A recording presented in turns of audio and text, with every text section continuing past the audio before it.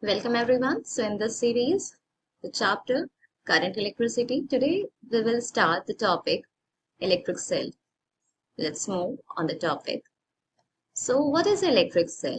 Electric cell, it is a device in which a constant potential difference is maintained between its terminal, either by chemical reactions or by mechanical action, like this. So here we have a battery. By the help of this battery, we can generate the current, and the direction of a current is from positive to negative. A cell mainly has a two terminal, as you can see over there, positive and negative.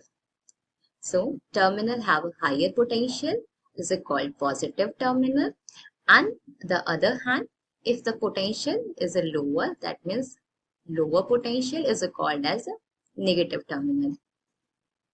So, the ability of an electric cell to drive charges in a circuit is called EMF of a cell.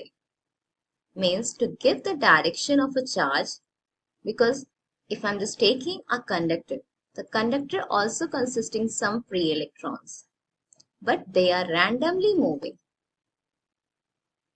So when the potential is applied, they get a particular direction. Like initially they are moving at the random motion. But when the potential is applied, they have aligned itself in a particular direction by which current is start to flow. So the electrons or the free electrons are moving in the opposite direction of the current. The resistance offered by the electrolytic and electrodes of the cell is known as internal resistance of the cell. So this we have an electrode and these have battery. This is the electrodes and this is the electrolytes. As you can see, current is start to move over there. And in the path of a resistance, like in the path of a current, some opposition offered by a terminal because of the resistance, that is called internal resistance. So internal resistance of a cell, have an idea about, must be is zero. Okay, for an ideal cell, there will be no resistance, there will be no internal resistance takes place, but we can't make any ideal thing in our particular universe or in our particular nature or physical instrument. We can't take the ideal thing. Electromotive force. So if we just taken a battery, there will be have some internal resistance. I'm just saying if the charge is a 1 coulomb is a moving, so what will be happening?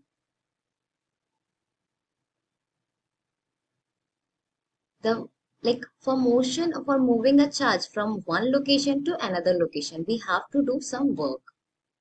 So that work is done in the form of EMF.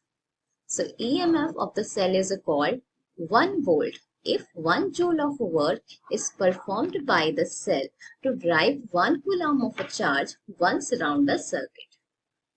Hope you understand. So SI unit is a particular volt and the dimensions are M L2 T minus 3 I minus 1. Terminal potential difference V. So this is a battery again, or I'm just taking a cell. This is a positive. This is a negative poles. If they are connected by this potential, so potential difference between the two poles of a cell in a closed circuit, that is when the current is drawn from a cell, is called as terminal potential difference. SI unit volt. Dimensions M L2 T minus 3 I minus 1. Relation between the EMF of the cell and the potential difference between its terminals.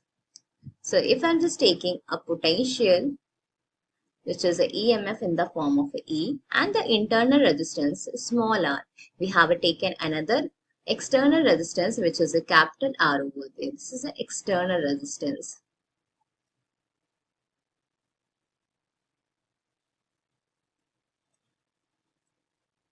So this is the EMF. Energy given to the circuit by this EMF is QE.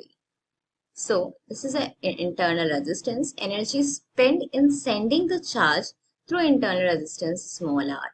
They have some potential also, which is a QV. External resistance. The energy spent in sending the charge through the external resistance. They have also some potential, that is a Q and 2V. So according to the law of conservation of energy, we know that QA is equals to QV plus small v. This is a complete phenomenon. So QA is equals to QV plus V, or we can say that E is equals to V plus V over there. Rearranging the equation, so we will get V is equals to E minus V. So V is a what? IR, because this potential arises because of this internal resistance. So we can write up over there V is equals to E minus IR. Thus, the terminal potential difference of a cell is always less than EMF of the cell. Our equation second was E is equals to V plus V. So V is what? IR, which is carried because of a external resistance. So another V is carrying because of an internal resistance. If we just put all these values over there, we get IR, which is a capital R, plus I small r. In the form of we can say that I R plus R. So I is equals to E divided by R plus R. This is the general formula of Ohm's law. So current in the circuit, total EMF of the circuit, external resistance plus internal resistance. Let us see some MCQ question by which we can see how much understanding we did after completing the above topics. Hope you also with me and completed the things in a very clear manner.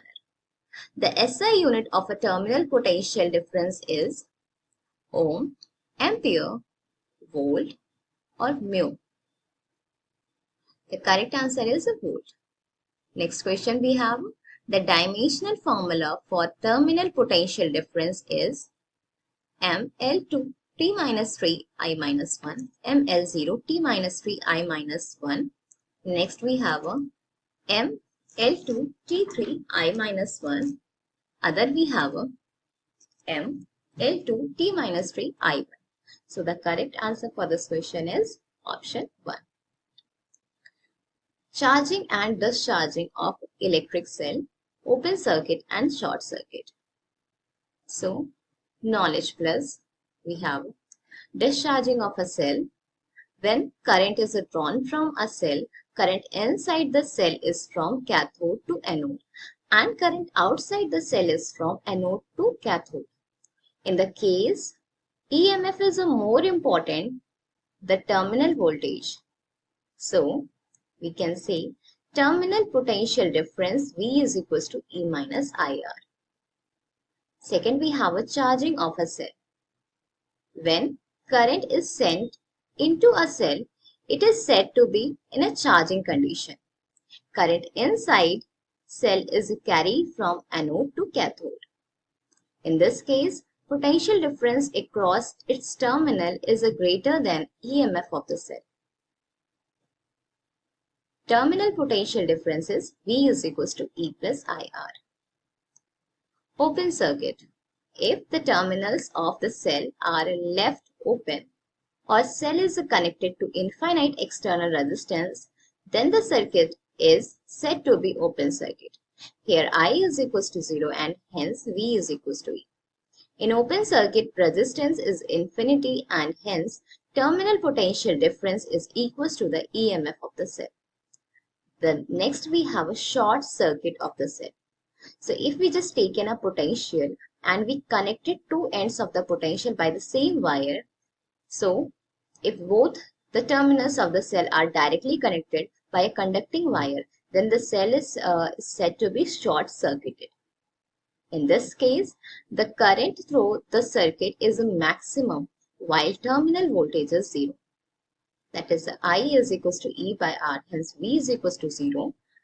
So the percentage of a total energy which is used in driving the current or efficiency of the cell is V by E is equals to IR divided by I R plus R.